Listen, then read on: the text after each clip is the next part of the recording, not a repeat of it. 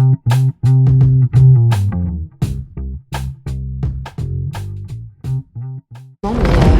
de gens ont besoin d'aide. Qu'est-ce que tu veux dire? C'est la merde tout le temps de toute façon. Ouais, mais là c'est différent. Il y a un truc bizarre comme un virus. Virus?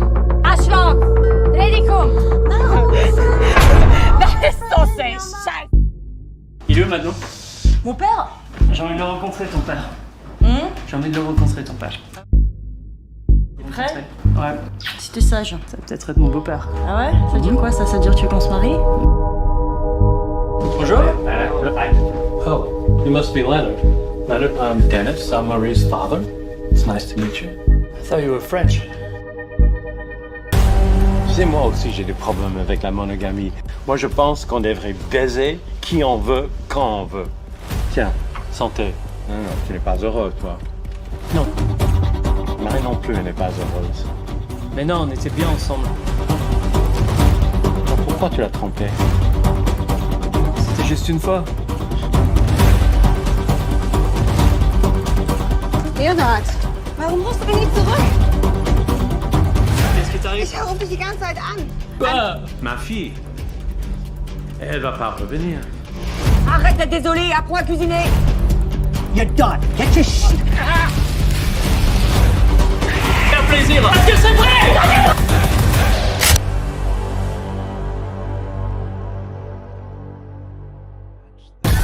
Shark off. Hey, I didn't know you were going to let me in so quickly. Hey, how are you? I don't have a waiting room. I'm not. That's good. Wait, can you let me run to the bathroom real quickly? Hold on 1 second. Give me 2 seconds. Sure. This is not. What are you doing? Are you drinking beer? I'm going to have a beer, by the way. No, I'm drinking. I was drinking seltzer, but I could switch off into. You're too dark, you know. No. Let me get this. There you go. Are you talking about my subject matter or my? I'm going to wear my cool leather jacket too that everyone makes fun of, and I'm going to wear it unironically for this podcast because I love it. And I don't know, it's leather uncool now because it's like irresponsible or like unsustainable or something, or is leather like one of those? I'll tell you, in solidarity. Oh, that's exactly the coat I have, I think. But do you? So we'll be too old forever. Old dudes trying to look young is what we'll be. Sure, yeah. Fucking old dudes. You're old. I'm decrepit. I'm look at this. Give me a. I look 10 years older than you. That's the funny thing. I think you're 10 years older than me, and I look 10 years older than. Hey, you. look. All right, look. That's a great jacket. I love it. You don't wear it anymore? Do you not wear it out? I don't know. I just like, it's not a practical jacket. I guess in the this time of year, maybe it is practical, but I think it looks great on you, but and I think it's cool. And that's the problem. We're living in an age of ageism where if you're trying to do anything, God forbid, that like tries to make you look cool, or I wear it because you'll see what it looks like. Give me a second to go to the bathroom. I'm going to pee and get a beer. I'll be back. And we'll be back after these words.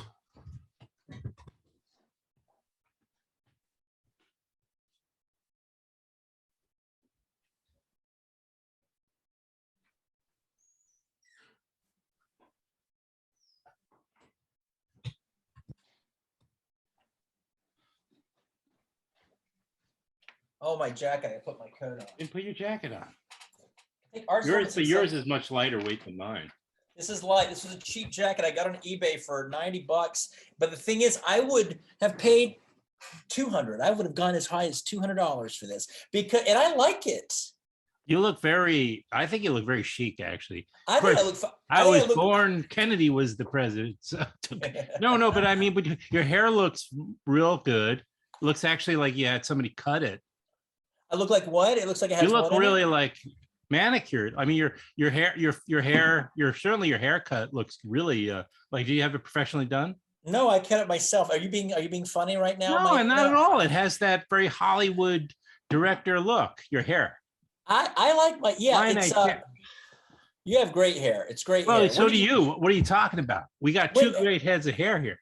You know, the problem is when you have a gray beard or a white beard, gray, when you have gray, even when I was in my late 30s, I looked like I was 50 because when you have a beard and there's gray in your beard, automatically people see 50. When you have white in your beard, forget it, you're 60 years old at least, you know, and I'm 49, so aged by 15 years. Wow, you're 49.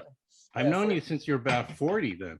Yeah, I got to New York when I was 30, not 38. We met probably that summer, the summer. I got here. Yeah, we did. I got here Halloween 2010. We met the summer of 2011, I think, at the BAM Film Festival. It's one of the seminal. I'm so glad we did. That was a great. It's a really nice to have you to have our lives interconnected because, you know, it's could it just, you know, along the life, you know, your journey. It seems so also arbitrary, right? I mean, not to get too like philosophical, but you know, it's like a gift when you meet certain people. I felt that way. That you stay in touch with, you know, we don't see each other enough. I don't really kind of go out like I used to. I'm trying not to. I don't know. You're so prolific now. I mean, how would you're really focused? Well, I've always been prolific because I have no choice, because without it, I have an overwhelming emptiness, you know, and I'm just fighting all that, you know, so I'm continually working just to fight this sense of like, oh my God, dread, or sense of self-hatred, or sense of like having no value in my life because I don't have kids and I'm not married. And I, you know, it's just a matter this of, like, comes as a relief. I thought you were far more, you know, like, you know, just deluded about the actual truth of your life, and it comes as a relief that you actually are. I'm aware. No. I have what you know what I do. You know what the great thing is about getting older and having a lack of success is I have no more delusions about like where my career might go. Like there's no sense of like, oh my God, I'm gonna make a movie now, and then maybe, you know, maybe it's gonna get in the New York Film Festival or Sundance or goddamn it Cannes, and I'm gonna make it, and Richard Brody's gonna review my movie, and I'm gonna do great, and I'm gonna be part of the New York indie film scene. Those like that stuff's like not even part of the equation anymore. Now it's just about pure work and embracing, I don't know, kind of like my wacky whatever brand or whatever you want to fucking call it, and just embracing my voice and trying to you do me, but also just try to synthesize. God, I hate words like that. That just shows you when I'm working in corporate America, when I'm using words like synthesize, you know, whatever, extrapolate whatever is going on in this. Like, you know, I wish I could make a more personal movie. Scenes from an Empty Church was that way. This French movie that I made is not really personal at all. It's got personal elements to it, but I wish I could make something really personal. But we're at an age right now with independent film that those things aren't going to get distributed unless you have movie stars, unless you have a lot of money and that kind of stuff. And I'm not going to get that kind of stuff. So it's like, now I'm going back to Summer of Blood kind of roots. Like I'm going to try to make a movie this. Yeah, this is the closest to Summer of Blood. Yeah. No, not this movie. I don't think this is like Summer of Blood. French one? The movie I'm going to try to make in December is going to be like a $35,000 underground horror film, very much like Summer of Blood, very funny, but also hopefully very dark and you know, a satire that's mocking whatever period we're in right now from my point of view. Well, there's horror, and there's horror in the new movie, that cold dead look in your eyes, and sci-fi, and it's absurdist like Summer of Blood, but it also aesthetically, I think it just looks so beautiful. And Summer of Blood was very gritty and gnarly and wasn't even trying to be aesthetically pretty. But there's something about that cold dead look in your eyes that we were trying to achieve cinematically that I think Eric LaPlanta, the DP, which is just brilliant. You know, we did it with a crew of 10 to 15 people. I think the real star of that movie is Eric LaPlanta's photography and Michael Montez's score. Don't tell Alan Ceppos that. I think Alan Ceppos is great too. Franck Raharinosy. I think the cast is great. And I think, well, what did you think of the movie? What did you think of watch? I did, of course. Come on. Like, you know me well enough to know I'm not going to have you on to talk about something. But okay. But I have to come clean because I am a catalyst for a problem that you had recently. Do you know that? I have a lot of problems. So there's so many catalysts out there. Me too. I'm trying to think of the. Yeah. No, but let me explain what I did. And you're gonna. I thought maybe you had heard about this, that you knew about it, and that you're gonna be upset. But I know you well enough to know that you would know that I didn't do something to make things difficult. Okay, so here's what happened. You know, I'm living up in the Hudson Valley.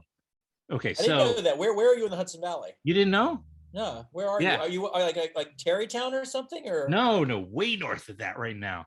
oh yeah, oh Yeah, like I'm up 100 miles north of the city. So I'm near Bard. Do you know where that is? Bard College.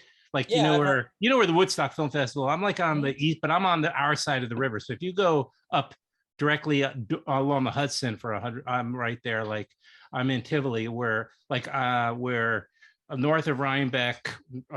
You know.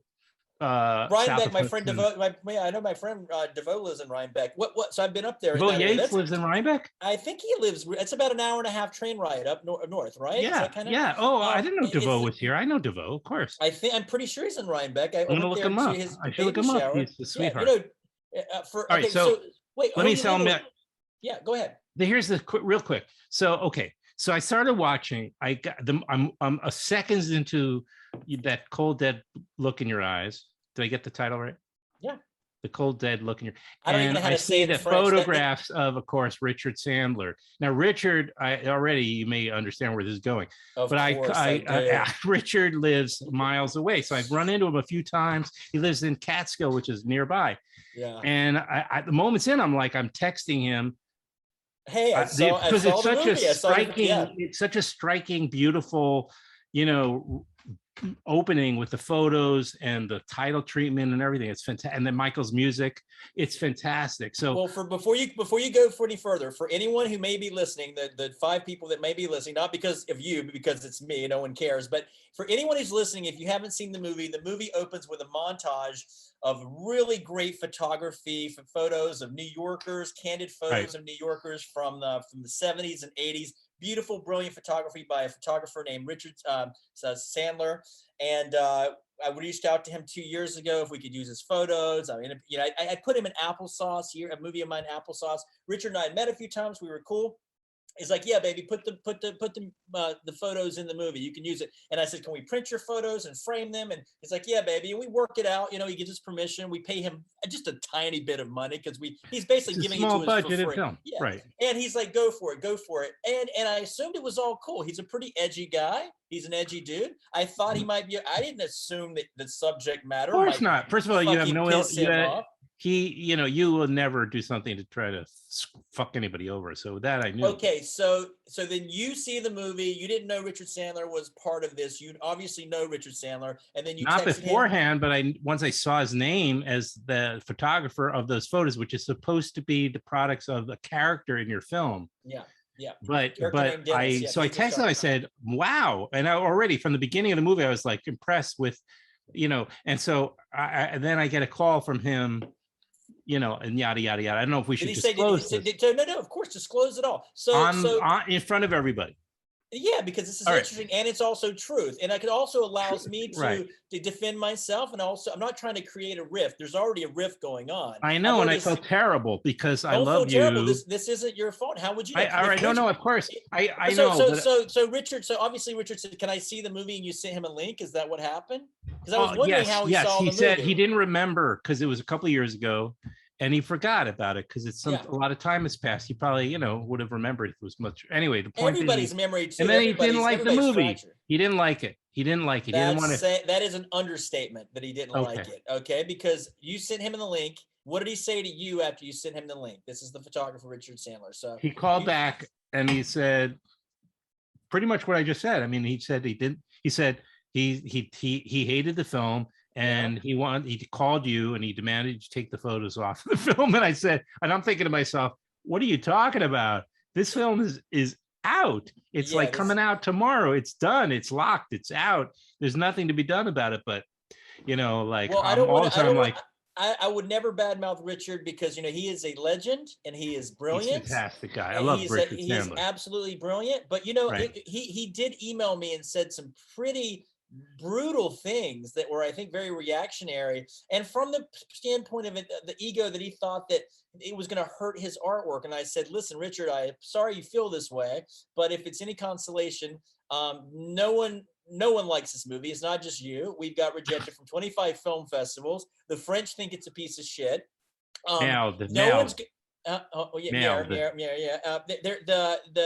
going to come out. No one's going to see it. That's any consolation. I was going to say to him. That's why I was going to say. Look, even at best, even if it said, you don't have to like It's not going to hurt. worry. Yeah, it's not going to hurt his It's not gonna legacy. It's affect- not going to tarnish your reputation. At the end of the day, the photos speak for themselves. But what I was True. shocked though is Richard had a problem with the subject matter. He was treating it almost like it was a documentary. Again, I'm not trying to I cast know. stones and cause a dramatic. I'm not trying to make it dramatic or anything like that. But in his emails, he was watching it like Alan Ceppos, who plays the photographer who takes his photos. He was acting like that was supposed to be a representation of him. Like he's like Right. the character who's supposed to be who took these photos. He's a douchebag. He's a scoundrel. He's a monster. And you are I mean, I don't want to go into the details, but it was very hurtful. But I learned something because I was on the receiving end of that, and I was respectful because he's older than me. He's a legend. He's got a reputation that He turned 75 last week. he turned 75 as well. So I also want to be respectful to someone who's older, but also someone I'm not a New Yorker. I've been here for 10 years. He is a legend. He's a staple of New York. He's captured an essence of New York that he's got a career that I'll probably never have. I'd be honored to have a semblance of his career. So in the fact that he let me use the photos, I'm so grateful. But in a way, it's like, I thought I was respecting him. I thought I was paying tribute to him. And had I known that he would have taken umbrage with the subject matter, I would have come to him and said, hey, why don't you, and if you would ask for the screenplay or asked to see the movie, I just assumed he would be okay with it. I didn't know that he would be so shocked. That's why I was surprised by it's so funny, Adam, because I would have never. I wondered how he saw the movie, and I'm like, I'm curious how he saw it. And then I didn't ask him because I just didn't want to. I just thought maybe someone had seen it and said, Richard, we saw it. Here's what I thought happened. I thought someone saw the movie who's close to him and sent him the link and said, oh my God, these trash filmmakers have just desecrated your photography, and good God, this is awful. So at least that's the scenario that I imagined, which was worst case scenario, that people said, this is terrible, this is trash, you should hate this. Listen, I am proud of the movie. I'm very proud of it. I think it's very good. There are fans of the movie. I've shown the movie to people and they've commented and said, this is your best work. I mean, so it's very different than anything I've done before. I am proud of it, but I also own the fact that it is different. People don't get it. It is a puzzle that people think that I have no idea what the puzzle means or what the actual symbolism means or the metaphor means. I do. When I wrote it, I was kind of cognizant of what I was writing, but I don't want to demystify it or explain what the meaning is. And I also think it's pretty obvious. And I also think a lot of other movies that don't make any sense get a free pass. And for some reason, I don't know, like my movies usually get reviewed by people, and no one's reviewing this. No one cares. No one. And I wish people would trash it. I wish I would get some reviewers that would say, this is terrible, Tukel, this is a fucking horrible film. Well, the problem with Rotten Tomatoes too, and also it's a nice thing. We're living in a culture of niceties. Everyone's nice. That if there's no reviews on Rotten Tomatoes now too, right? And if anybody out there were to give it bad reviews, to say 3 other people reviewed it and they were bad reviews, I would have 4 out of 5 bad reviews on Rotten Tomatoes, giving it a 20% score, which would make it look like a piece of shit movie. I'd rather have it at 20% and look like a piece of shit movie than no one reviewing it, because it's like, I don't want to give it a bad review because I don't want to hurt it, because I know that the metrics and stuff like that. I would rather that it had significance in the culture, and 20% for me is like, who cares? I'm proud of the movie. It's cool. It's a beautifully made film aesthetically. I think it's beautifully acted. I think it's beautifully made. And 20%, because there's so many movies at 85% that I think are mediocre and terrible, I would rather have a 20% than an 80%, to be honest with you, on 5 reviews, because I don't know, it elicits a reaction. I can't explain it. You know what I mean? But your producers must feel otherwise. Well, the producers, especially Alan and Franck, who, I think they do a great job in the movie. Franck Raharinosy, Alan Ceppos, who are both producers, and then the stars of the film. They've never really been in a movie as the leads before. So any reviews that are coming in, we're getting reviews that are not necessarily Rotten Tomato reviews. There are reviews out there. There are people who appreciate the movie, and they're on cloud 9 when they read those reviews because they've never been reviewed before, So there is some kind of vindication, but not really. But at the same time, at the end of the day, Adam, it's been a journey for this film. We haven't gotten any really support from film festivals. I'm not complaining. It's how it goes. Some movies make it, some movies don't. But I am grateful that Dark Star Pictures is releasing it. and then we have some kind of closure, because at the end of the day, use what you want. Richard Sandler does make me nervous because he's like, fuck you, take my photos off, go fuck yourself. And I love him. It will, settle itself down. But what I was going to say though too, I've been on I'm on the receiving end of the disdain, of the vitriol from Richard, and I'm okay with it, because he's earned his right to be proprietary about his photography. But I have also been on the giving end of that kind of vitriol, and I learned like, Jesus Christ, it is really hurtful, and it's not the way to do it. Like it's very painful, and like this culture that we're living in, where it's about empathy and learning to be nicer, I've had trouble with it initially because I feel like I'm less funny. I think I'm funnier when I'm biting, when I'm ridiculing, when I'm making fun out of my own insecurities. But because of the culture we're living in, you really can't. You have to think about other people's feelings, and like I think it's a good place to be. I'm learning to adapt. Although the movie I'm doing this December is definitely along the lines of something, a biting satire, that I feel comfortable in. I can feel comfortable in my own skin doing. You know what they say about Onur Tukel's you know what they say about Onur Tukel's movies? They like the early funny ones. the few people that said it, right? Yeah. That was for you. That was for you. What I love about the last two movies, Scenes from an Empty Church and this French movie, is not that I minded the comparisons, because I love Woody Allen, but there used to be this constant Woody Allen comparison. Of course, what I'm fucking honored by, because he's like my favorite. But like those comparisons don't really. I mean, no one's really reviewing my new movies, so no one's saying anything about them. But I don't think you can. No one reviewed Annie Hall, so don't. It's right, people don't understand, but nobody reviewed that movie. I did this douchebag thing that I'm so like I feel like ashamed of, which is after I saw that Woody Allen documentary on HBO. I read it. I read you. Yeah, and I made that post. I posted on Facebook and said, "Oh my God, one of my heroes, the statue in my heart has been torn down. Woody Allen, my heroes." And I was. You're walking it back. I wish I wouldn't have posted that, because I think it was a little bit insincere. I wouldn't have said anything about it. Because I was getting emails from people. It was almost like pressure saying, see how Woody Allen, you're always defending him, and see this and that, see what a monster he was, and a pedophile and all this stuff, which again, at the end of the day, I caved and I buckled, and look, I'm not defending him now, but I wish I wouldn't have just thrown one of my heroes under the bus, because he means so much to me still as an artist, I understand. Yeah. But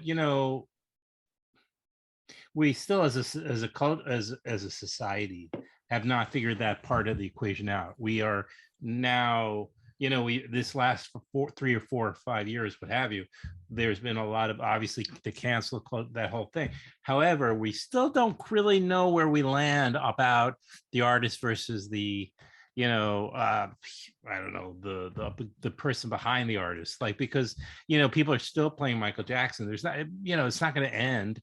I mean, but what is truth? Did it really happen? Did that really happen? Of course, there's a lot of hypotheses and truth and testimony that suggests maybe it did, but also people are opportunistic. I would only ask that people not look at the art to try to figure out how that means the guy, because then we truly are screwed. We're screwed. Like, in other words, I just personally feel, no matter what, like, I have my own feelings about Woody Allen. However, I will say that I will not look at the movie, like at Manhattan, for clues. I just don't do that. I don't think it's the right way to do it. You look at the facts of his life. But there's no clues.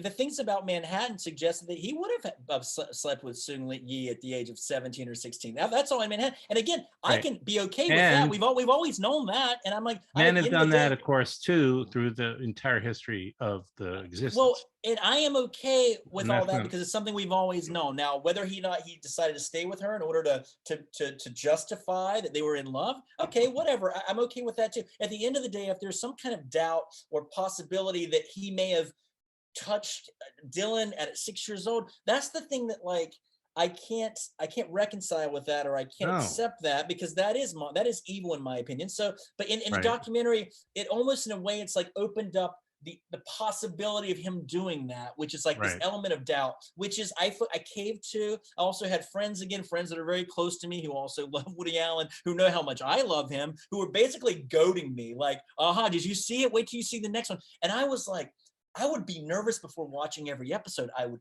drink a little bit. I would smoke a little weed. It was all very intense and very, very personal to me. And so I think I buckled and caved. And again, without knowing what is truth, what is the true reality. You know, at the end of the day, when you hear Dylan as a woman saying it happened, and we're living in the age of #MeToo, it is impossible to sit there and question that, you know. And so it's also, I mean, it's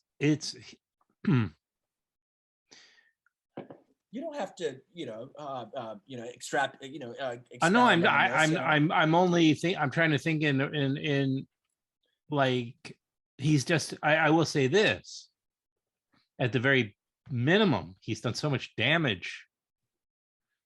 I mean, there's that. So you have to just look at that. That's all. And by the way, I personally hate his movies since, like, I mean that's another issue altogether, but I haven't liked the movie of his in like 25 years. I don't know if you're right about that. Deconstructing. Well, no, it's my opinion. Yeah, but Deconstructing Harry, he made when he was 65, I think, and it was in the mid 90s, and I think that was late 90s. Well, it's 30 years ago. Well, mid 90s, 25. It can't be that the math is off because he's not 95 years old, right? Well, yeah, but that wasn't there. I think he was like 65 or so when he made that. Match Point, I think, was great. I think anything not like anything. What's the one? I think it lacked a level of poor filmmaking, but I don't think it's anything. I mean, when you look at the best, that's all. I don't want to get too carried away. I got to tell you this real quickly, though. When I moved to New York, 10, 11 years ago from North Carolina, small town North Carolina. Well, I was living in Charlotte at the time when I moved. But when I got here, Midnight in Paris had just come out. And it was the first Woody Allen movie I saw in New York. Now I was living in New York. And it was a magical experience for me. And at the end of that movie, it starts to rain at the end of the film. And when I left the movie theater, the Angelica movie theater, and I was feeling so high about it, I'm like, oh, I'm in New York, and what a beautiful, awesome Woody Allen movie. And Owen Wilson was so great. And Luke Wilson, Owen Wilson, Owen. And then Owen. And I'm on Houston Street, and I leave. And as for sure it was Owen Wilson, of course. I'm sorry. Go ahead. That's not bad. And then as I'm leaving, it starts to rain as I'm leaving, and I'm just like, and I'm thinking, oh my God, this is great. I'm here. Everything is perfect. And Midnight in Paris. I mean, I think Michael Tully told me, he's like, fuck Midnight in Paris. I love that movie. I loved it at the time. I'm still beholden to Woody Allen. I'm still a fan, and in my mind, I am back. I'm backtracking on me writing that cowardly kind of sycophantic to the culture that we're living in right now. I was like kowtowing to the culture that we're living in, which is not to say. Isn't it possible to have two different feelings at the same time that might even conflict? Isn't it possible? It's okay for you to, but it depends. I guess it depends if you truly feel like you were bullied into it. At the end of the day, it's my responsibility. But just now I'm saying, of course, right. There's a complete absence of. I think what a lot of people respond to also is a complete lack of,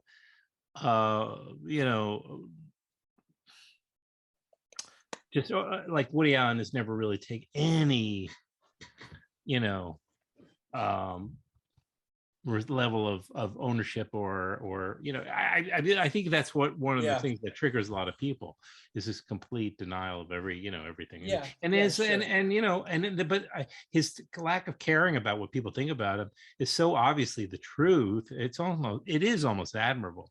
Like, we all strive to be that way, and I think you, of all the people I know, all the filmmakers, artists that I know, really are the closest to that. I mean, which is admirable. I mean, I really feel like, as you were describing the Rotten Tomatoes thing and all these other fast, things that components that really do weigh on a lot of filmmakers, because they're always worried about their ability to, produce another project, that they really do. But you really, really are authentically, like, if you hate me, bless you, and I kind of really admire that about you. Well, I appreciate that. Without, I'm still very inspired by New York. It's so funny because we don't have much money at all to make this new movie that we're going to do in the fall. So we're New doing horror it we're doing it non-SAG, non-union, and I'm finding all my actors on Backstage, and I'm going to people that I know who are saying, recommending people. And again, at the end of the day, New York is so far so good. People are coming through.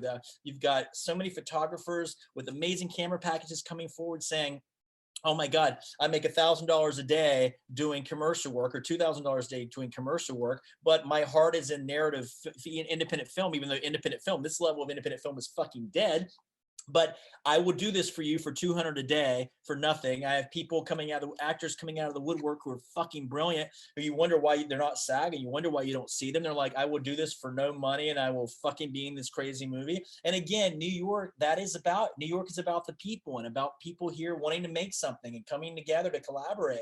And again, it's like, if I'm here, I came here to make shit. And like, if I can get investors to give me a little bit of money, if I'm here and if I'm not making something, it's like, what the fuck am I doing here? That's why I'm here in the city. And again, that's why I came. I wanted to come here and be a filmmaker. Again, Woody Allen's being prolific and making one movie a year was kind of the benchmark I tried to do, whether it was making it for $350,000 or for $35,000, or at the end of the day, I'm already kind of embracing the idea of making a movie with two $500 Lumix cameras, me doing audio, and finding 6 or 7 actors and doing a movie for $5,000, like Richard's Wedding style, for no money. At the end of the day, it's like, this is what like buoys me and gives me confidence. It's like, and at the end of the day, I fuck festivals. I might not even ever submit to a festival ever again. I might never even get distribution ever again. I might just release the movies on my own, because if indie film is truly dead, and it seems to be, because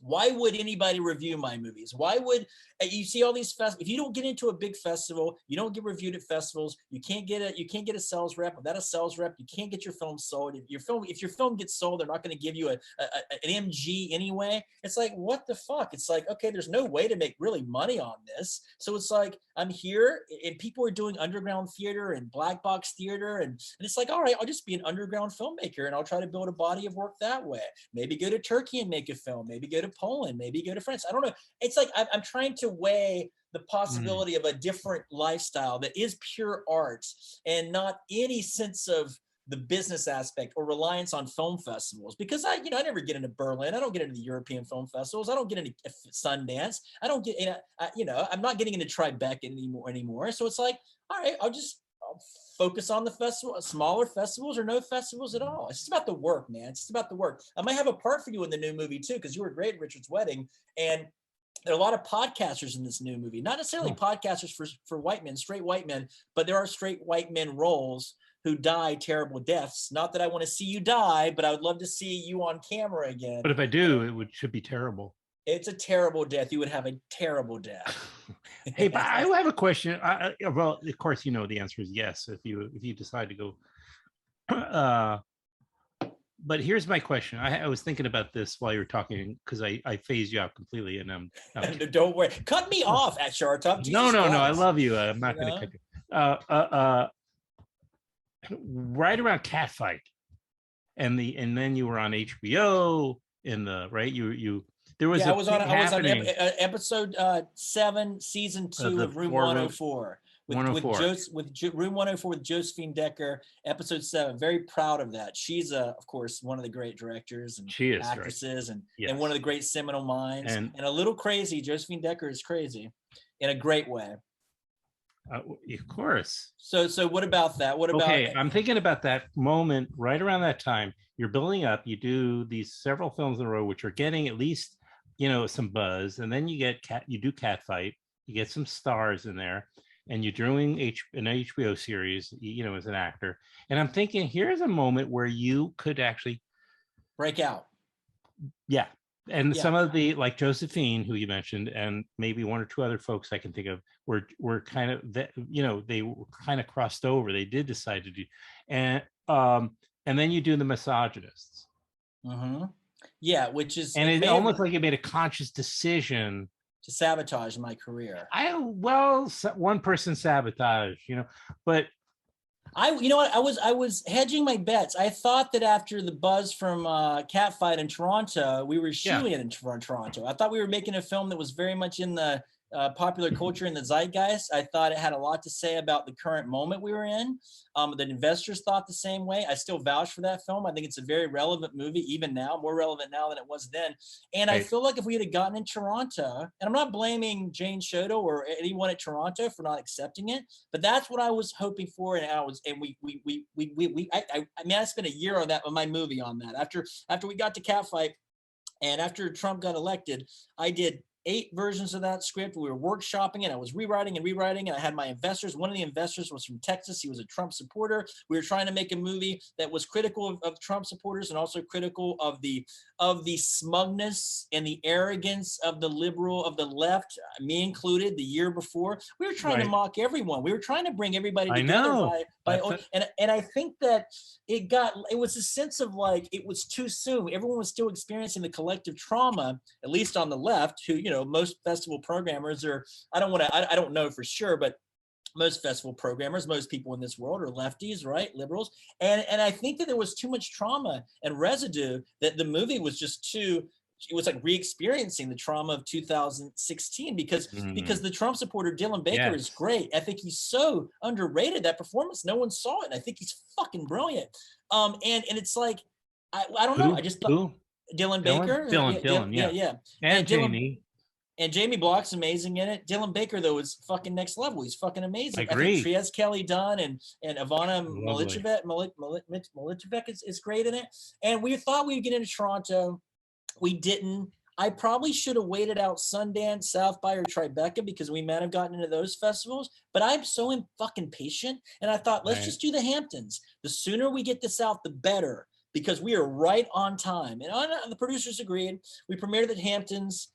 We hired a PR team that did nothing for us. They did nothing for us. And I'm not going to name names. And I seem so bitter and angry. At the end of the day, they could have done everything. I think they did their best, which wasn't to begin with the much. I don't want to name names. I don't know. Don't name. You can also have a PR team. You can also have a PR team that has a bunch of great people, and they can assign you someone to handle your campaign. Then they do nothing. Yeah. And then nothing was done. Now, well, they don't know what they're doing. I mean, with your, they don't know how to. They're the wrong person for the film. Anytime anyone says they don't know what they're doing, I think, oh, why? Neither do I. I never know what I'm doing. I never know. And that's the Hamptons. All right, but let's hold on. And it was a great experience. We had a great experience. Because I remember I was there, and I remember, for those who don't know, the Hamptons, it's a ritzy area. It's a very, very wealthy area.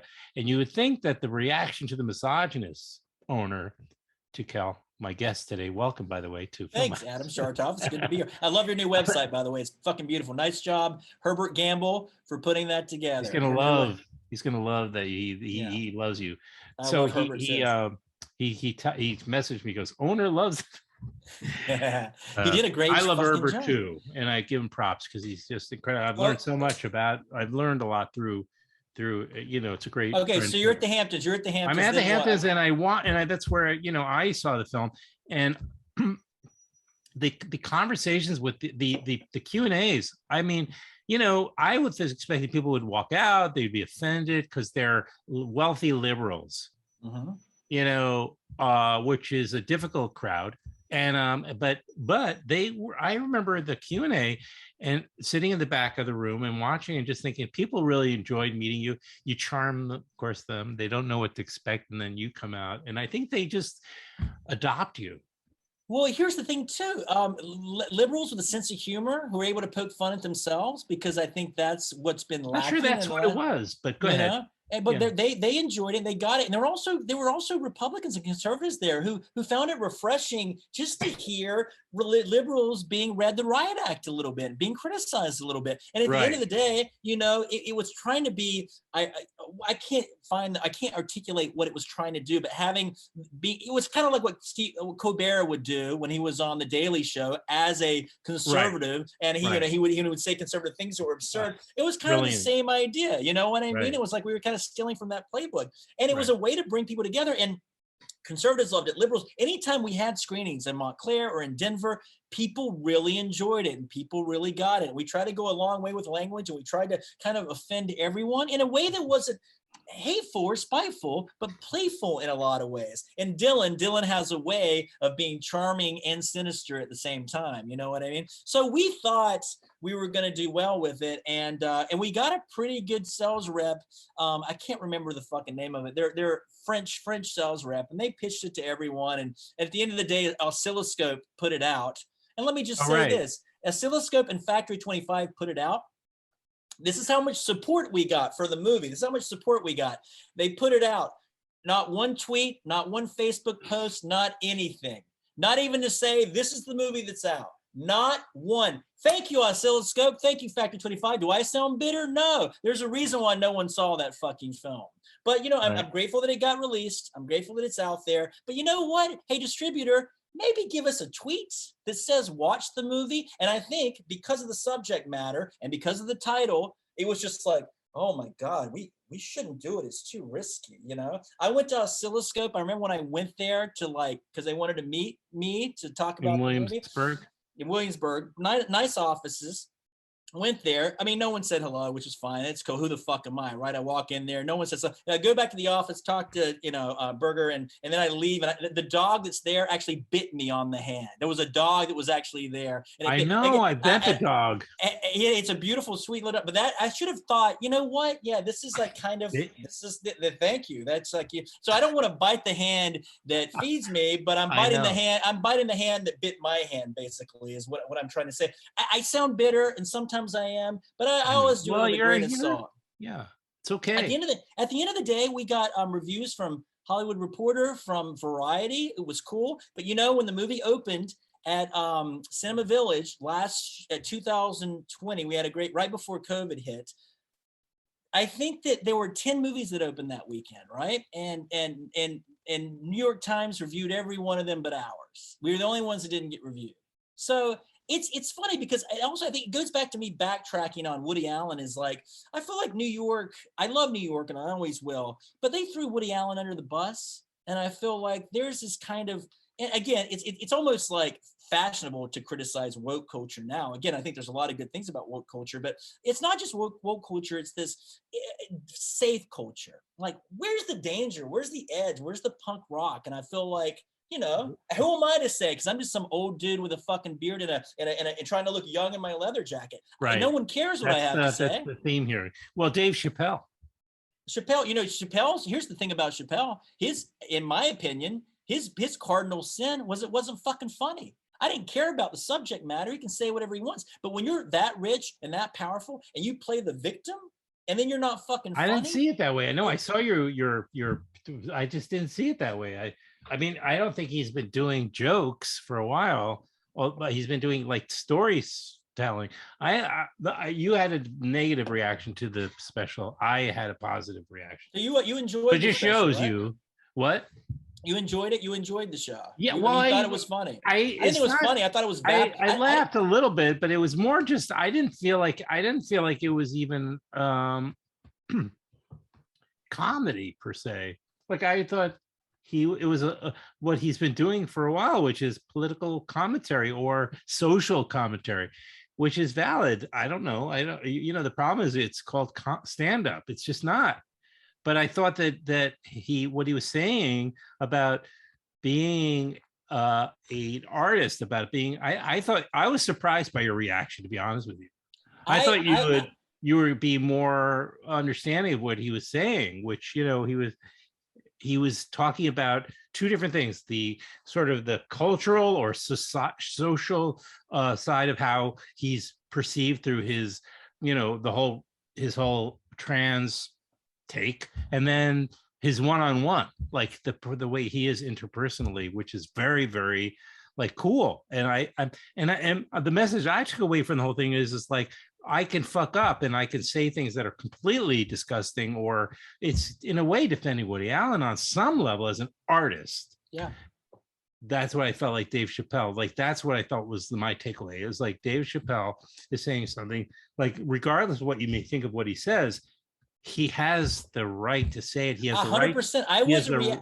I 100% agree. Adam, he can say whatever he wants. I didn't feel like it was hateful. I didn't feel like it was degrading towards transgender. I think he has the right to sit there and say that, and biologically to say what he said defending J.K. Rowling. And I agree with a lot of stuff like that. I think I'm a TERF in a lot of ways about the biology and whatnot. You know what I mean? But I think at the end of the day, if you're going to get $20 million to make a fucking your last show and it's your final swan song, make it fucking funny. I don't believe. It won't be, of course not. And don't cancel Dave Chappelle. I'll watch anything that he wants to do. And I love Dave Chappelle. And he's a fucking genius. And he is a philosopher. And he's a poet. Absolutely. I guess I was glomming on to the bandwagon kind of ridicule of him, which is actually fucking sleazy. But at the end of the day, the cardinal sin is it wasn't fucking funny. You don't go to, you can go here and ridicule everybody you want. You can punch, but his claim that he was the victim, and his problem wasn't with the transgender or the gay community, but it was with white people. It all felt untrue and insincere to me. I didn't buy it. And also for him to call himself the greatest or to allude to the possibility, some people have called me the GOAT.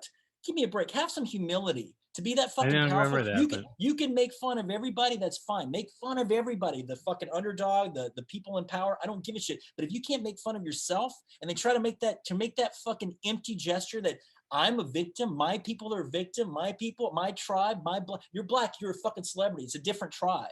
It's a different tribe being a rich fucking celebrity. And then to drop the mic like he was some sagacious king on the throne. I felt like it just bothered me. And again, Adam, I should watch it again. I feel like it's, absolutely. Yeah, that's what I was just thinking. But in a way, it's like you get caught up in this notion of punching down and punching up, and who are the heroes and who are not the heroes, and who are the underdogs. And I had that moment. That's self-righteous. What is it called when you're self-righteously? What is it fucking called when you virtual signaling? My post was. When I posted the closer and it was the loser, it was first my way of thinking, oh, let me be clever. As a graphic designer, I see closer, take off the E and it's loser. And I'm like, this will show how clever I am. And also it'll show that I'm woke. And it'll also show that I'm not for Dave Chappelle, which I am. At the end of the day, I'm not criticizing him for what he was saying. It was just how he did it. It wasn't funny. And fuck him. I love him. I love him. But also, too, if you're gonna, I love the guy. And also, you know how I am. I love freedom of speech. People should be outspoken. But you get caught up in the moment, and it was about me. That post was about me, and who gives a shit? Who the fuck cares? He's a fucking legend. He'll be back. You can't cancel a fucking legend. You know what I mean? And he's also got a big heart, and he's also has amazing things to say. And we need Dave Chappelle, and but he needs some humility. You know what I mean? Louis C.K. I watched his last special, was fucking hysterical, but it's like they've got so much great material now, so much subject matter, and they haven't found a way, I think, to laugh about it in a way that's self-deprecating. At the end of the day, you have to make fun of yourself, and I think when you get too powerful and too, your ego becomes too big, I think it's hard to do that. I think it's hard to make fun of yourself. I don't know. What the fuck do I know? I'm constantly self-deprecating because it's coming from a place of truth. I constantly feel like, who the fuck am I? I'm a loser, and I can comment on that. You get too big and powerful, you lose that. Charles Bukowski, one of my favorite writers, he became famous later in life. And he always said that he was grateful for that, because he felt like he was wise. He built up a kind of wisdom by getting all the fame and the glory and the money and the women and everything else later, that he was strong, that his ego was in check, his character was in check. So he was able to continue to make fun of himself. Well, and also going through suffering is it helps because you don't forget it. It's in it becomes part of your fiber. Just if you go through 2/3 of your life, it doesn't even have to be that. It can be a portion of your life before true big fame, and big money and all that. You handle it a lot better, and you could put things in perspective a lot better, but people that haven't really suffered, suffering is a gift. For sure. And I can't say that I've suffered really. You have a life of privilege, but in the sense of like being marginalized, ignored, and like scrapping to get my films made, and not, that's always the suffering. As a movie comes out, no one cares, and you suffer for it. Going back to like how I sabotaged my own career is I remember when that's yours, not mine. I didn't say that. when Catfight was coming out and it played Toronto, which is a great Jane Shoto at Toronto. I'm so grateful to her. I'm also grateful to Tribeca. Tribeca really, I remember this in 2014 when we played Summer of Blood at Tribeca. That changed my life. We had a fucking great run. People loved it. We sold it to MPI.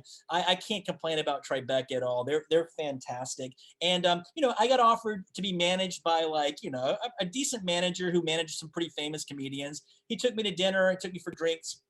He said, Onur, we want to manage you. We can get you in a writer's room. We'll do all these great things. And I was just like, the thought of being in a writer's room was just like, oh man, I don't know if I can sit in a writer's room with a bunch of other people. Does that mean for on a show? Yeah, show eventually, or write for comedians or something like that. Right. And I just wasn't ready. I was like, I just want to do my own thing and make movies. And I was kind of offended that he didn't say, we love your acting and we want you to act and write, So it was like, I want to act Summer of Blood. I'm a writer. I'm an actor too. You don't want me as an actor. You just want me as a writer. So I said no to that. And I think that was a mistake maybe. Years later, again, this is no guarantee, but William and Morris, somebody at William and Morris, not William and Morris, but somebody there, maybe a low agent or something, reached out and said, I want to watch Catfight. Can we watch it? And I remember I was drunk as shit one night. This was a couple of weeks before the festival. And I just sent this absurd email saying, no, you can't watch it. You have to go to the screening. And then afterwards, let's do some lines of coke in the bathroom. And then we'll talk about whether you can rent me or not. Just stupid, dumb shit like that. Now, would it have led to anything? I don't think so. Maybe not. But it's just this burn it all down mentality. It's like, oh man, if I fuck it up, then I can have an excuse for not having success. At the end of the day, I'm in control of my own destiny, Mm-hmm. And so I don't know. By the way, you're playing a lot? I know you were playing a lot of guitar during COVID, right? Yeah, really. Yeah. And you were singing with your wife. That stuff was beautiful. Because your wife is such a great singer. Because she's a great actress. Right. For the record, not my wife, but your ex-wife. She's right? No, but yeah. And we did a couple of songs. She's going to be on the new Sex and the City, and she's on the morning show with Jennifer Aniston. That she was on Louis C.K., right? She played his wife, right? Yeah, on Horace and Pete. She was on Horace and Pete. Horace and Pete, right? She played his girlfriend for a couple of episodes, but then she's on the morning show. Amazing. With Jennifer Aniston and Reese Witherspoon. Incredible. She's really got incredible career, and now she's on the new Sex and the City as a cast member. It's about to come out on HBO. What's her name again? What's your ex-wife's name? I don't even remember. I was hoping you would remember. I'm so bad with names. I don't know. I know that she's my son's mother, so I should know her name. No, it's Karen, of course. Karen Pittman. Karen, what's the very last talented. name? But yeah, Pittman. Pittman. That's great. But the thing with her is, I said this. I was a guest on a podcast recently, which I want to mention, called Make It, which you should go on. It's these two guys are really. I think you'd have an incredible time. I should connect you with these guys. They're these two,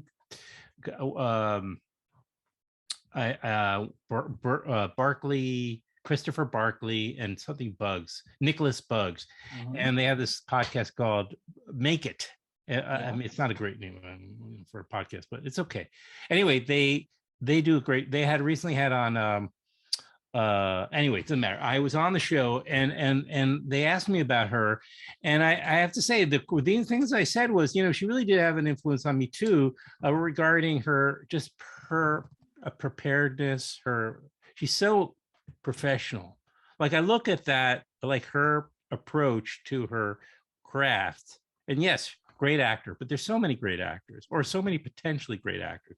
The problem is a lot of people don't focus enough, or they get distracted. It takes an enormous amount of just focus and dedication and persistence. All and that. Not just that, and not just that. You have to be talented and focused and professional. But at the end of the day, there can't be an ego. There's got to be a sense of sweetness and generosity, and just affection towards humanity, and just being a nice person, someone that's easy to get along with. What actor? My present company excluded. No, what actor that you've come across, whether in your film or not?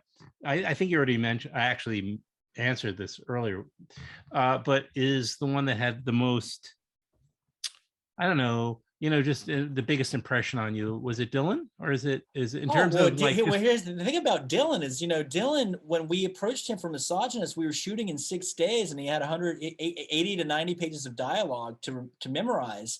And he just leaped at the opportunity. I think it was a really great challenge for him. And, we were shooting nights. We were shooting 5 o'clock at 6 o'clock at night until 4 in the morning. Always a great attitude, always terrific. When I would lose my shit a little bit. When like you get getting paid like that, when you're getting paid $125 a day, which was SAG minimum then, you better be ready to fucking work your ass off. Like, and when all you have to look forward to is the next Todd Solondz movie.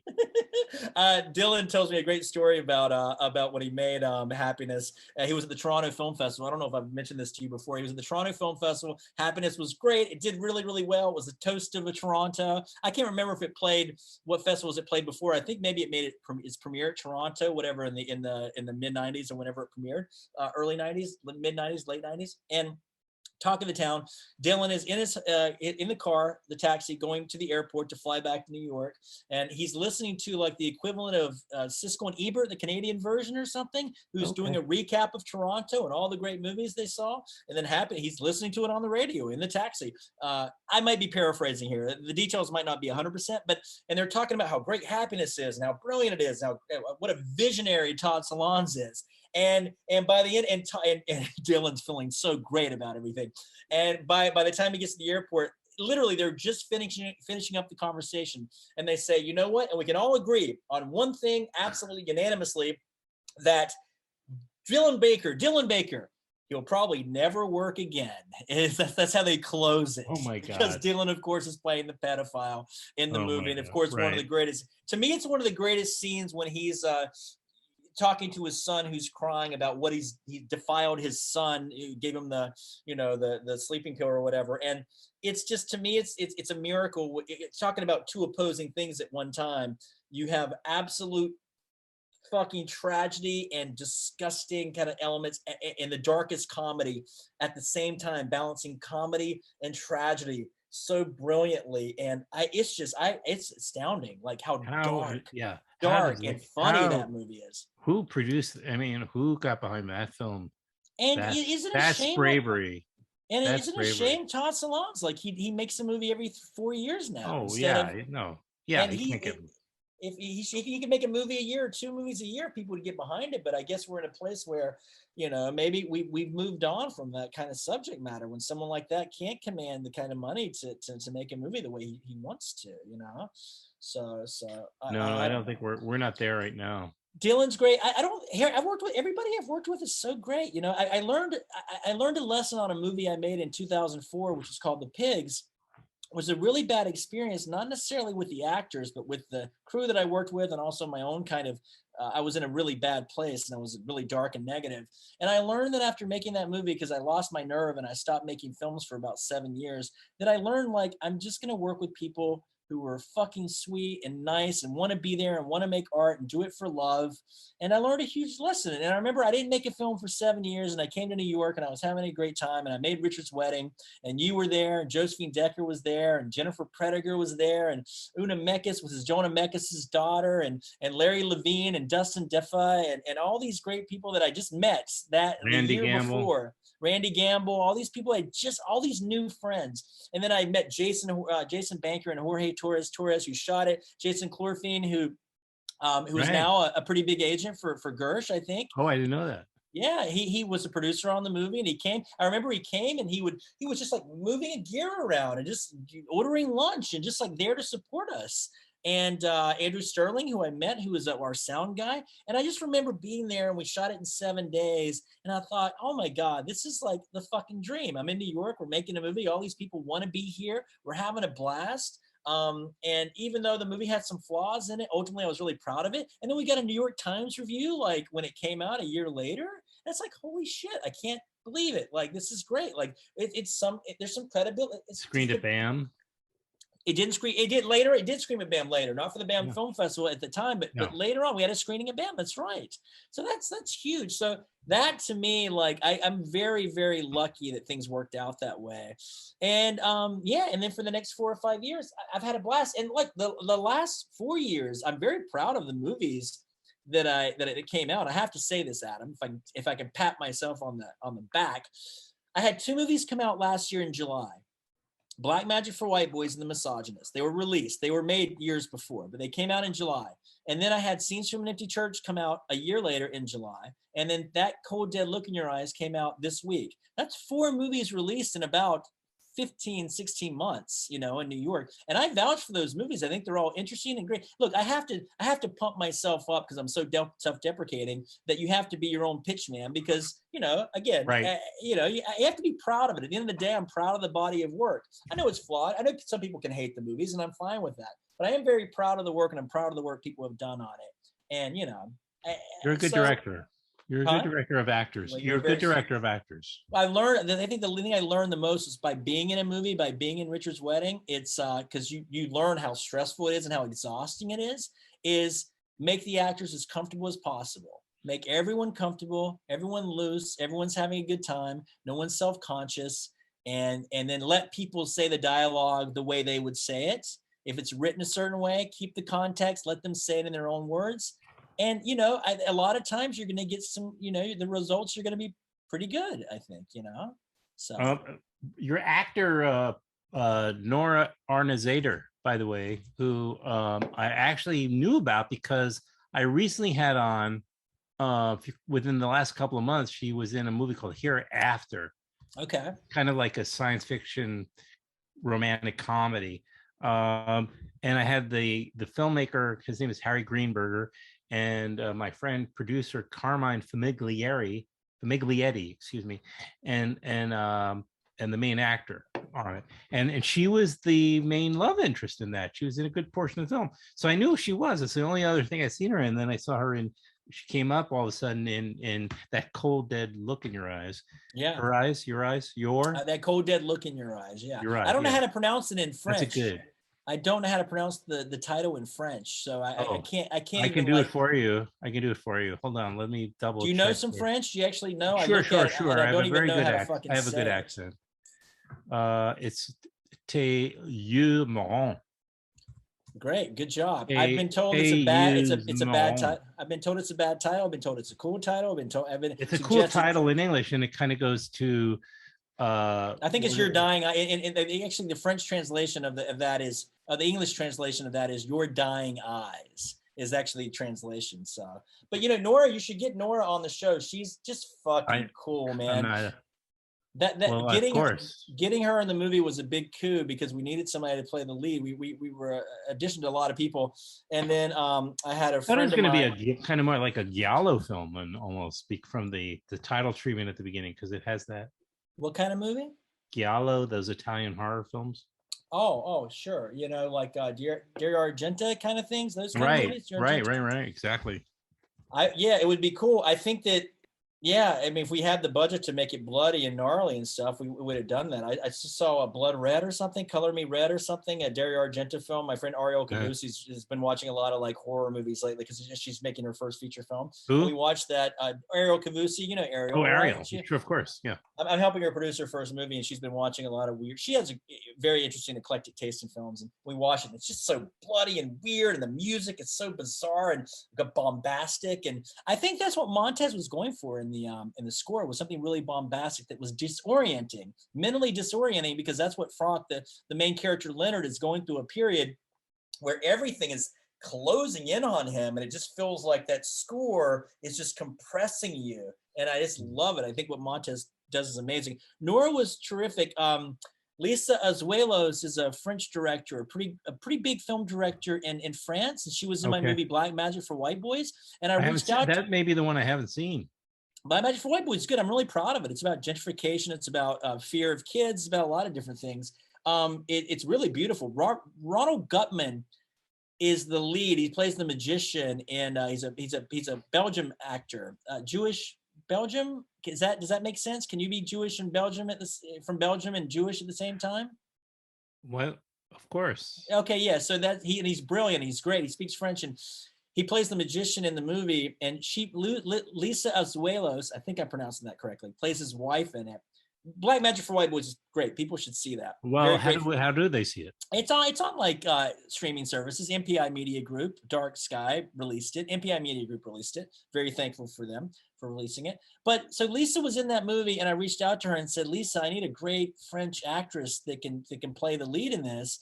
And I reached out to Nora. She gave me Nora's information. I reached out to her, and I think she liked she thought it was going to be in English. You know what I mean? So when I sent her the script and she thought it was in French, she was very surprised. But look, to be honest, it was all about opportunity and luck because she needed to get back to the States. She needed a project to get her back to the States. Really? So she liked the script. She liked my work. We talked. But at the end of the day, if she didn't need a project to get back to the States, she probably wouldn't have done it. I like to be honest about things. And she laughs when she was here. I was like, Nora, thank God you're here. And thank God thank God it was like, success is luck meets opportunity, right? Is that what they call it? So we were lucky. She got lucky. There was an opportunity. And, she's very sweet and so good. Like she's just a natural, raw, real actor. Also, she cares a lot. If you give her direction or you're trying to do something and she doesn't agree, she wants to talk it out, which I love. And she's just so smart and so charming. And so, I love Nora. And, she's very cool. And she's been promoting the movie and she's really into it. You should talk to her. Just her body of work is impressive, but she's actually so much better than she was on that Army of Dead. She got the Army of Dead? What's the Zack Snyder movie that just came out? It was on Netflix. Really big, whatever, $80 million movie. And she plays like the cool feminist hero in the movie. She's brilliant. Okay. And I think she got that role after we shot that Cold Dead Look in Your Eyes. So is it Army of the Dead? I don't fucking remember. But it's some heist movie, zombie heist, Zack Snyder, $80 million Netflix movie that, she's in and she's great. And I just love her. Like, she's just really, really fucking cool. And just, again, so natural, man. Effortless, right. Just effortless. So we're lucky that she's in it. And, I'm not going to sit there and say that she likes Army the of the Dead. Is it Army of the Dead? Is that the name of it? So I'm not going to sit there and say, Nora, it's great. She loves the movie. I think that she, like most French people, have a hard time with the film because of the language and the way some of the French is in the film, because it's a lot of American speakers who speak French. Only a little. But Francophiles love it. Americans who are into French culture, they seem to really like it. So I'm proud of it. We did it. It was an experiment. I think it's successful, and I know I keep repeating myself about how people are supposed to hate it. Movies are supposed to be divisive. I don't trust a movie anymore that has 95% Rotten Tomatoes. Like, did you see the fucking new James Bond movie? It's a piece of shit. And if you look at the Rotten Tomatoes, 85%. It's like, give me a break. I haven't been this offended walking out of a movie since I saw. Oh, you watched it? You went to see it? I love the James Bond films, and I went to see it. So the last Daniel Craig movie, Cary Fukunaga, really great director. In the last 20 minutes of the fucking movie, James Bond's running around like fucking Rambo or Sylvester Stallone, blowing people away with it. That's the final 20 minutes. It's a fucking shootout. The movie isn't clever. It's not witty. It's fucking vapid. I was offended. I haven't been this offended.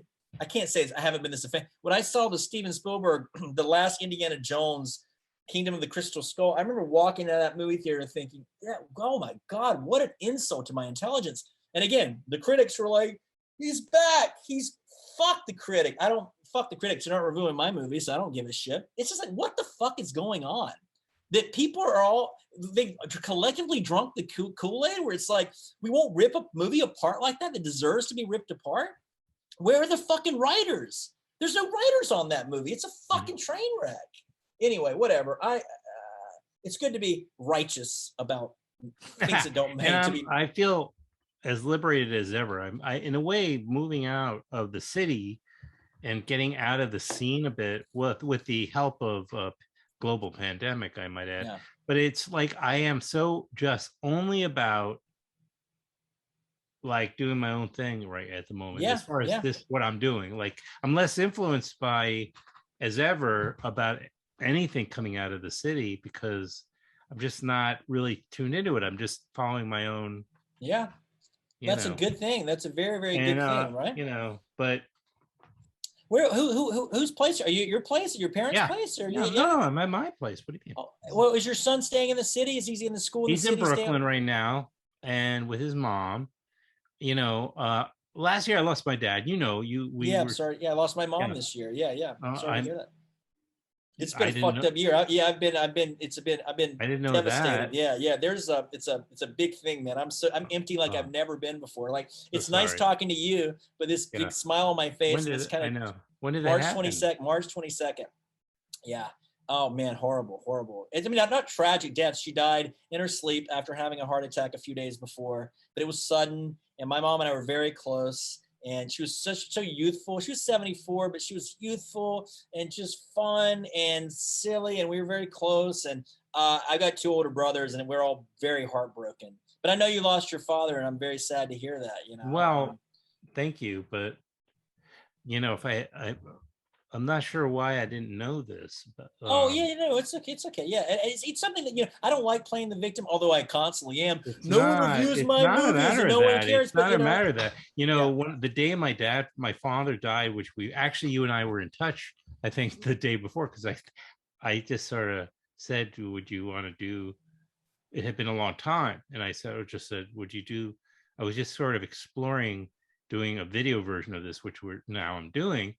And actually, one of the first people that came on is a mutual friend, Craig Zobel.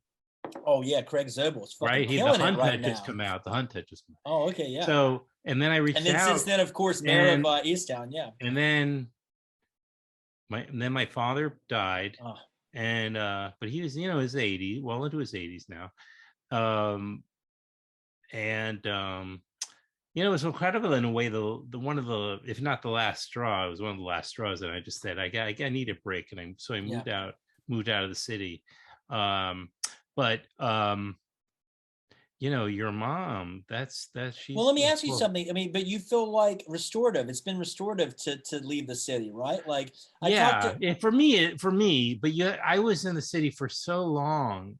I've lived in New York City since 85 without a break from living. Like I lived for a few years in the first half of the 80s. Like I lived outside the city essentially, and I was just so burned out and disappointed having grown up in New York City. I'm one of those people that just sort of saw where the city was going. I don't like to talk about it too much because I feel like, New York City represents something different to everybody, every generation. So like for me to talk about it in retrospect to what how I grew up in New York City, it's just, it's waste. It's a waste of energy. It's a long fucking complex conversation. It's not something you can just I grew up in New York City. I did grow up in the city like that you saw in those early Woody films, or in so many others. And so that for me was gone. But it was beyond that. It was like I needed just to recalibrate. Of course. And so it's been fantastic. I'm so energized by. And moved by the beauty of living where I'm living. It's so beautiful, and I need that. I just need it. And then now I have so much creative energy. Oh yeah, no, that's fucking. Have you been? Did you do your short film? I know you were trying to make one, or did you get it made? That got sabotaged by COVID, but I am on making something right now. But I can't talk about it because. Oh yeah, sure. You don't want to demystify it. Sometimes I when don't. you talk about exactly. Things, but it is about something far more personal. But I guess it makes more sense right now to do this very personal thing. Is it in the wake of your father's death too? Is that what's inspiring you? Does that have something to do with it? Well, more about my mom, actually. My mother, who's who is alive, but not. Yeah, she's so far advanced in dementia. I mean, it's like a nightmare. But it's like to kind of bring her back to life for me. What I'm doing. So. Absolutely. It's so funny. Since Mom died, I've been working on a novel, and of course, my mother's in the novel. Like she shows up. Of course, she dies a tragic, terrible death in the novel, but she's in there, and I think she's going to make an appearance in later work at some point. I'm going to be inspired. I want to keep her alive in some way. So without a doubt. So that's beautiful, man. I think I have thought about like next year. I'm afraid to leave the city because I'm afraid if I leave, I'll never come back. And I've loved it here and I've had a great time. But also, I'm approaching 50. I'm going to be 50 next year. And I've never had the experience of living in Turkey. And since mom's death, I'm like, God, well, I mean, I remember when I was in North Carolina, I've always wanted to live in New York. And when I was approaching 40, I thought if I don't go to New York now, I'm never going to go. I've been so fucking lucky. This has been the greatest 10 years that anybody could ever ask for. But I'm like, if I don't get to Turkey and maybe have the same kind of experience, not for 10 years, but a year or two. I mean, look, if I had the money, I'd keep my New York place, go to Turkey 4 months, come back. I don't have that. I don't make that kind of money to do that. So it's like, I don't know. I mean, that's what I'm thinking is like, go to Turkey, maybe make one final movie, one final swan song and move in New York. And then try to do things in Turkey for a year or two and see where that goes. Also too, you get a sense of like, irrelevance. Like I've been here for 10 years. Catfight was cool, and I made all these other movies. And when you stop getting into the festivals, like I remember Scenes from an Empty Church and That Cold Dead Look in Your Eyes. Didn't get into Tribeca, and I was kind of offended by it, because I'm like, my other films got in. Why doesn't this movie deserve to be? These are New York movies, and they're also great New York movies. Scenes from an Empty Church had Kevin Corrigan, Max Casella, Thomas J. Ryan. They're fucking brilliant. And Yeah, I think that film would have been blockbuster at a Tribeca Film Festival. Would have helped a lot. Shame on them. Like, there's no. I mean, there's no I can't say allegiance. shame on. I can't shame on. Well, say it's shame on me. it. But Sundance, the same. Sundance, South by. It's like, okay, great. So my name means nothing, which is fine. But you get to a point. There's that thing. It's like, why would I stay? Like if the gatekeepers are just turning their back on me, it's like, oh, cool, I'll go somewhere else. And it's like, whatever. It may be the wrong reason to go, but at the same time, it's a pride thing, and pride fucking makes a difference. It's like, let me go somewhere. And also that, again, I'm so lost right now, Shartov. In a way, it's like going to Turkey, where I'd probably be even more lost because I barely speak the language, might just be the thing I need right now, Now, my mom was always afraid of me going to Turkey and making movies in Turkey because, of the government there and how big of a fucking mouth that I have. And she's like, whatever you do, Onur, just make something normal. Don't criticize the fucking government, because you know what? They're going to come after the family. It's not going to be about you. They might arrest you or whatever, but they're going to come after us. And they're going to shut our family down. And it's like, and I'm like, all right, I get it. So the idea would be maybe to go to Turkey and make some weird horror film that's not provocative or contrarian, something that's relatively safe, but hopefully different because it's from my stupid perspective. So I don't know. I mean, we're all lucky. At the end of the day, Shartov, it's sad about your dad, sad about my mom, sad about your mom, but we're still around. And if there's, if you said, like you said, you're up in the Hudson Valley and you're feeling creative and you're feeling like in a good place mentally, and we're all physically, hopefully healthy, then that's good. That's a good thing. It's like, we're very lucky. At the end of the day, it's being grateful for being in this place right now. I'm grateful to talk to you. I'm grateful to be talking about films. Right. I'm grateful to hopefully I'll make another film in December. And normally I don't talk about my films before I make them because it tends to, you can jinx it. You can like, sometimes it happens, but I've been talking about this movie so much because in a way, I'm so afraid of this, and I've never been afraid of making a movie before. I'm really afraid of the subject matter of this movie. And again, as my swan song of leaving New York, it's like, I'm going to try to get as punk rock as possible, whatever that fucking means. But it's just like, in a way, I'm trying to sabotage it because I'm so afraid of it, I'm talking about it in a way, hoping it falls apart because I'm like so scared of it. But it's good. They say you're supposed to be afraid. If you're supposed to make art that scares you. They do say that. They do say that. So that's exactly what you need to be. And you're still, are you in the Bushwick apartment? I know. No, I moved to Lower East Side. A friend of mine had a room open up in Lower East Side about 2.5 years ago, and he's not home much. He's got a place in Athens, so he's not here that often. So I got a great rent-controlled apartment in Lower East Side. I'm aged out of the Lower East Side by about 20 years. So when I walk the streets, and I'm like, good God, I'm the fucking old guy here. But the Lower East Side's cool. I just love the energy. I know. And you can walk on a Sunday, you walk around down to Chinatown and Tribeca, and all these artists are on the street. And there's just there's a carnival aspect to it that wasn't here before COVID because the streets are closed off. And there's a lot more people on the streets on a Friday and Saturday night. I don't party like I used to, so I'm not going out that much at all. But just to be there and to feel the magic of the streets, That's great. So I'm going to try to make a Lower East Side slasher film in the winter. That is the goal. And I'm like, fuck, I had a great time making Summer of Blood. People seem to like it. I like horror films, and making an underground, no budget horror slasher film in the Lower East Side sounds fucking cool as fuck. So I'll get a fucking leather jacket. I'll get a bunch of fucking cool people, and I'll be rock and roll in the city. I say that with irony, obviously. I know you do. So, you know, but yeah, anyway, but Shartov, it's fun.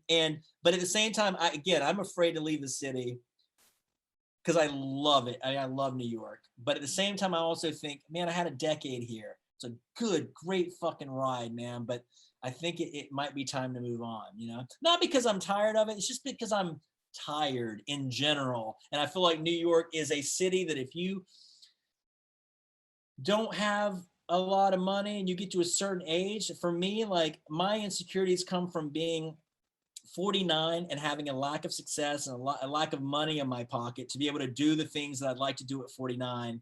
And I'd maybe rather go to a country where the dollar ratio is 1:8, you know, for the lira. And then maybe a little bit of money could go a long way. And also by being Turkish and making movies in the Turkish language, I don't know, maybe I can make something from a unique point of view and maybe I'll be more appreciated there. I don't know. Also a longing to honor my mother. Now that my mother is gone, it's just like, I kind of feel like I'd like to kind of go there as a kind of a spiritual journey. I don't know. I mean, I don't want it to sound like some eat, pray, love thing. Oh, the middle-aged guy with the middle-aged crisis who can afford to go to Turkey and have his adventure. I know that's what it sounds like. I don't know. I'm just lost, man, you know? And I got to figure out what the next step is.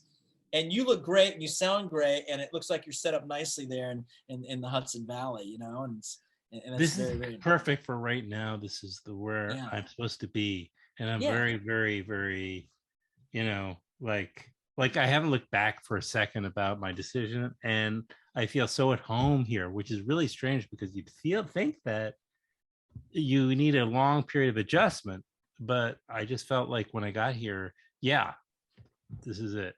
This is right. So maybe that's your Turkey. I don't know, but you know, hey, you know, it's an experiment. Do what you got to do.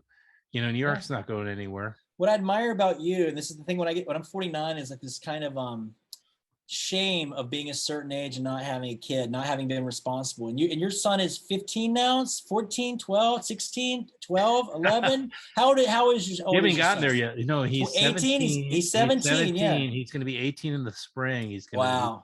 He's going to. You know, he's graduating high school. See, you've done it, man. You went through it. It matters, man. It's great. It's like an achievement. It's something that you've done, and at your age, you've deserved. You deserve. Well, I was going to say the same to you. You know, I was going to say to you, you made this body of work, and you know, there's going to be a lot of Onur Tukel retros because you really have made an original body of work, regardless of you can pick apart any specific film if that's what you got to do, but it doesn't matter because as I've always felt an allegiance, you have an allegiance to a filmmaker because it's a journey. You know, it's like you're like saying, I'm sticking with this person because they're doing something and they're willing to take risks and fail, and they will fail. And you have to say that's okay. There's all sorts of other pressure from other areas that are going to say you're not allowed to fail. And that's just fucking, it's not realistic, and it's not honest, and it's not really getting behind the artist, because artists have to be able to fail or be perceived as failing. But in the bigger picture, it's not failure because it's a journey, and it's a process. Yeah, but you also have to see there's preordained failure. You know, there is a respect for artists, which I have none because I don't get into the festivals. At some point, you think something like Sundance and South by would think, you know, he's been making a lot of work. Let's give him his due. But you've gotten into festivals, and you will again, regardless. But there are some people, you know, they're going to make their first film this year. They're making it now. They're going to get into Sundance. They're going to get into Cannes. They're going to get into those festivals because they have those relationships. Right. There's preordained success and preordained failure. And I'm on the list of preordained failure. So I'm going to own that. And I'm going to make movies that like, okay, they're never going to get programmed anyway because they're in this new woke culture. So it's like, okay, let me double down. and do what I do best, which is be, I don't know, I am bitter. At the end of the day, I am bitter. And you can pretend to be aloof about it and like, oh man, it's cool, I'll never be a part of it. But you know, you don't get invited to the fucking show, and it's like, okay, great. And if you don't get invited to the show, I was joking to a filmmaker the other day. He's like, you know, he's making $50 million movies, $30 million movies. And it's like, he's in the majors. I'm not even in the minors. I'm in the rec league. You know what I mean? And I'm fine with that, because at the end of the day, it is about making something. But in terms of retrospectives, that's funny. Maybe you're being patronizing. Maybe I'll have a retrospective like on Zoom or something, or some online. No, I'm saying there's going to be cases. I'm just going to say there's going to be the body of work, and it's going to be valued, and it's going to I don't think so, Adam, because I think in terms of indie film is dead. Everyone says it, and it's true. Now I'm not. So in a way, it's just like, it's not just me. So many great filmmakers better than me have shown their works at Sundance. The films never get released, and no one cares. I think of John McGarry's The Mend. Have you seen The Mend? Right, I have it's seen. One of my favorite movies. He did the show with Sumner, right? Is that the one? It's called Who's Sumner? Maybe. No, that's yeah, the actress. Mimi Sting's Sumner, daughter. which is Sting's daughter. Yeah, I think it's Mimi Sumner. I think. Isn't this the film that we're talking about? She plays she's in the first beginning of it and in the end. She's great at it, and I think she's in Frances Ha as well. I remember seeing that movie, and it didn't get into Sundance, I don't think. And when it went to South by, no one fucking cared. No one really reviewed it. Wasn't Austin Pendleton in it too? Maybe I'm missing. Austin Pendleton's in it as well. Yeah. Yes, I thought. And watching that movie, I've never. It's like just one of the most confident independent films I've ever fucking seen. I just think it's a masterpiece. And hey, anytime that I'm shitting on myself and thinking about, oh my God, no one cares, I think about that movie and I feel a lot better. Not that there's not that there's Misery Loves Company. Like I'd love to see John McGarry make another film immediately, but he also knows, he's like, I have to have a certain budget so I can do films a certain way, make it the way I want. It's a guy, it's a visionary. It's a guy who wants to make a very specific type of movie. And I'm completely different. Give me a ball of clay and it's like, I'll just fuck with it, whatever. How much time do I have? I have 15 minutes to make something. Okay, I'll make it. Like, it's just like, I will make anything with whatever resources I have because I enjoy the process. I don't care about it. I don't care about a vision. I don't care about this. In a lot of ways, it misrepresents who you are as an artist, as a filmmaker, because people assume you can't make films a certain way. You can only make that. This is the best you can do. Yeah. It's the best I can do under the circumstances. And at the end of the day, I'm trying to get value off of a singular point of view from my writing or from my ability to direct actors or pick performers. And I think that's where the value comes from. And it's so funny because I always thought the most least important aspect of a film is the aesthetics. It's the visuals. I don't give a shit about visuals. And I feel like in a way that Cold Dead Look in Your Eyes has incredible visuals, incredible music, incredible mise en scène, whatever the fuck that means. Yeah, I know what it means, but it's like, and good acting. But at the end of the day, it doesn't have I think, which is my strongest asset, which is writing. It doesn't have my strongest writing because I didn't have the ability to rewrite the script as we were going because the script was locked and translated. All the actors, a lot of the native English speaking who were speaking French, they were learning the dialogue and it was kind of locked in and they didn't have a lot of room to improvise it. So I didn't have the chance to really, I think that's the weakest part of the movie, which is the writing, which is normally, I think, my strongest part of it. It is. Yeah? But the aesthetically, I think it's the most beautiful a movie I've made in New York, you know, and again, I'm very proud of that. And I'm proud of the Byzantine enigmatic kind of mystery of the whole thing. I like it all, but then again, I don't begrudge anyone who was like, who thinks that movie's, you know, is not good, because I get it, you know, I get it. Sometimes I'll watch a movie like that, I can't get through it. Sometimes I'll watch it and I'll be really intrigued. It really depends on the mood that you're in, you know? And it's hard to get anyone's attention these days. Like, we're all being conditioned to like not care and shut things off and our minds wander. Like, you have to get dialed in. It's hard to get dialed into something these days, you know? So anyway. So happy we have this. Adam Shartop, I love you and I love seeing you, and I always have fun talking to you. I love you people too. think I'm coked up, and I'm way more when I'm from the Oh, bathroom. no. I took a pee, but I got to tell you, I don't really get that excited about things anymore. And I don't know, talking to you, man, I just always get jazzed. It's just like, you know, I feel like I have me too. I love it. And because, you know, and maybe it's maybe it's also because it's been a little while. I don't know. But, you know, it's just. Well, we talked at Seeds from an Empty Church. We talked for a little while. Yeah, but we anyway, did. but Max was on there and Kevin was on there. I don't do well when there's other people, because I feel like I can't talk, because I'm like, I got a big mouth and I'm gonna have logorrhea and I'm just gonna effusively spew, and I want other people to speak, and I can't express myself honestly when there's other people in the room, because I'm not good at if you notice, I'm not good at in short sound bites, concise sound bites. You know what I mean? That's fine. You know. That's fine. Shartov, thank you for the conversation. You're a beautiful, beautiful man, and I hope to see you soon. And you look great, sound great, and I'm glad you're happy there in the Hudson. Well, we're wearing leather jackets, of course. Fucking rock and roll, man. Fucking roll, dude. Yes. Thank you, my friend. Should I leave, or are you gonna get rid of me when you're ready? Should I hit leave? No, we're all good. And you have something coming up, and you should take care of it.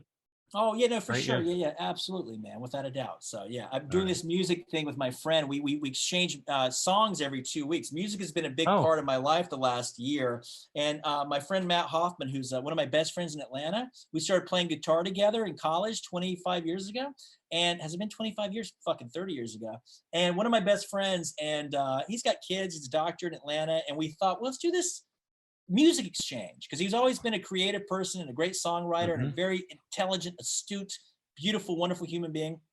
And we said, let's write songs. There's your guitar. We have to do that with each other. Are you writing music these days? Are you actually writing, or just I playing? would love. I do a little tinkering, but it's not like I used to write songs, but I would love to. But I just like kind of sitting with other people who's written beautiful songs that move me, and I play them, and I just let it. You know, I've been enjoying just playing and singing, and my guitar playing has really improved. Man, when I've seen you play, it blows my mind. You're beautiful. I think sometimes my complaint, when your wife is singing, it's nice when you guys are doing duets. You should just let her sing by herself and you play. I know. You play beautifully. No. And don't do. I mean, like, look, this is me being like, come on, you have that nice voice, but your fucking wife's the singer. You should let her sing by herself. You play beautifully. Don't do duets with her. It's because it's her. Come on, she's got the instrument. You've got this instrument. Well, I will say that it's improved quite a bit. I mean, you know, the other thing is we have very different approaches. I don't try to sing like classically trained, like she went to Northwestern, and was, you know, that's what her major was classical trained singing. You know, but I've learned how to, you know, work with what I've got. Let's put it that way. But of course, well, but it's her too. I mean, anyway, I know from whence that comes. So don't worry. Yeah, I agree with you. Every 2 weeks, we write a song. He writes a song. I write a song. We record it. It's crude sometimes, and then we share it with each other. We get on Zoom at 9:00 every Tuesday. Share the songs, critique the songs, catch up, talk about the songs, try to inspire each other. Some weeks I have a better song. Some weeks he has a better song. Some weeks both of our songs kind of suck. And the idea is that after a year, we'll have 24 songs each, or 25 songs, whittle them down to 8 or 9 songs, make an album, not for delusions that we think we're going to be big fucking rock stars, but to have a body of work in this year, 2021, you know? And the songs are a result of whatever we're going through, experiencing over that fortnight, over that 2 weeks. Whatever we're going through inspires the song that we're writing. And I tell you, I love music. I love writing music, and I love playing music. And it's something I never really share. It's the one art that I do keep to myself. I share my paintings. I share my movies. Art is something sacred. And to be able to have this kind of music project with Matt has been so fucking validating and just spiritually uplifting, you know? I mean, and it's so funny. Bill Maher, I remember I love Bill Maher, but goddamn, sometimes he's such a fucking dick. Like, he's talking about how many bands there are. There are too many bands. And shouldn't some people, and most of the bands suck, and shouldn't some people just get the point, and you shouldn't all be playing music? Everybody should be playing fucking music. fuck you, Bill Maher. Everybody should be playing fucking music, whether it's bad or probably good or just shitty, jealous. because it is, you know, it is the road to empathy. It is the road to fucking spirituality, creativity. They should give tax incentives to people who make creative output. The world would be a better place if people indulge the writerly side of themselves, the musical side of themselves, the painterly side of themselves. Everyone should be fucking creating. And for Bill Maher, the presumptive fucking ass, as much as I love him, to suggest to sit there and try to not encourage people to create and to not stifle creativity, it's insulting to me. And maybe I take it personally. I think he's losing touch. I think he's lost touch. No, he's still fucking brilliant. I still love him, and he has so many great things to say. And you know what? You should be able to criticize Bill Maher as much as he doles it out. People should say fuck you to him, and they do. But to sit there, I rarely take umbrage with anything that he says. But his ability to criticize mediocre artists is, to me, an affront to humanity. Because creativity is fucking the answer. I'm not trying to sound like a fucking guru. It will save your fucking life. Yeah. It will save your life. We have a lot on the line here as far as mediocre artists go. So, you know. Well, I'm speaking, I think I took it so personally because I'm like, how dare you criticize? That's my tribe. That is my tribe, you know? At the same time, I don't want to sit there and be insincere.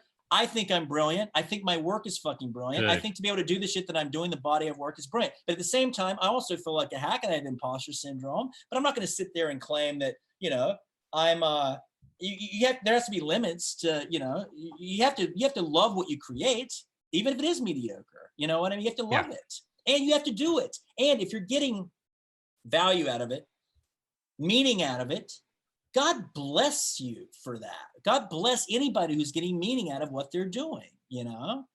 But you also have to have awareness, of course, you know? Like, which I have none some days, and I have, you know, too much the other days. Too much fucking perspective, you know? As they say, I know the quote, yeah. yeah. All right, I love you, man. It's good seeing you, Shartov. Keep doing what you're doing, and thanks for having me on the show. It's always an honor, man. You bet. Thank you. Bye, man. Talk to you soon.